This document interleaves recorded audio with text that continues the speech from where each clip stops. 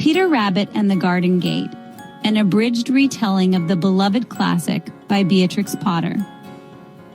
Once upon a time, in a cozy little sandbank under the roots of a big fir tree, there lived a mother rabbit and her 4 children. Their names were Flopsy, Mopsy, Cottontail, and Peter. They were all soft and brown with twitchy noses and bright button eyes. They loved to nibble clover and hop through the meadow, but they always listened when Mother Rabbit gave them instructions. Well, almost always. One sunny morning, Mother Rabbit said, "Now, my dears, I am going to the baker's. You may go and play, but do not go into Mr. McGregor's garden. Your father had an accident there and never came back." The little rabbits nodded. Flopsy, Mopsy, and Cottontail, who were very good, skipped off to gather blackberries. But Peter, who was curious and a bit mischievous, bounced the other way, straight toward Mr. McGregor's garden gate.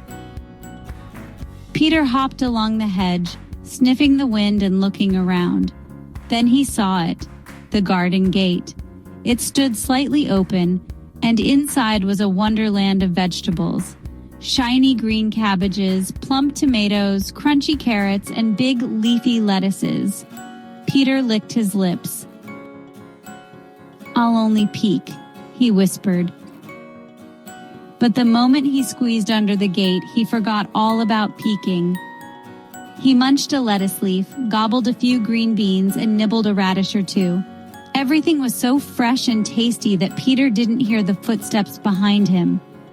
"Hey, you there, stop!" It was Mr. McGregor, a grumpy man in a floppy hat waving a rake high in the air. Peter squeaked and dropped his radish. He turned and ran.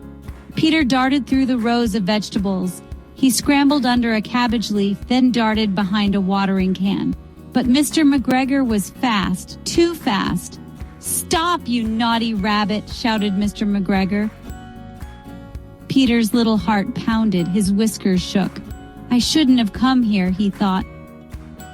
He zipped around a pumpkin, slipped under a flower pot, and finally darted into a greenhouse. But, oh no, the door was locked on the other side. He turned back and saw Mr. McGregor's shadow through the glass. Peter squeezed out through a crack and dove into a patch of gooseberry bushes. Thorns poked his fur, but he didn't stop. Peter tried to find the way back to the garden gate, but everything looked different now. The tall bean poles loomed like trees, and the rows of plants seemed to go on forever. Then he spotted a white cat sitting near the pond, licking her paw. She had bright green eyes and a twitchy tail. Peter remembered what his cousin Benjamin had told him. Never trust a cat with still paws and blinking eyes. So Peter tiptoed away, quiet as a whisper, careful not to make a sound. He peeked around a watering can and saw it. The gate. It was just across the garden, but just as he took a step, "Achoo!" Peter sneezed. The peppery smell from some parsley had tickled his nose. Mr. McGregor turned sharply. "There you are!" Peter ran.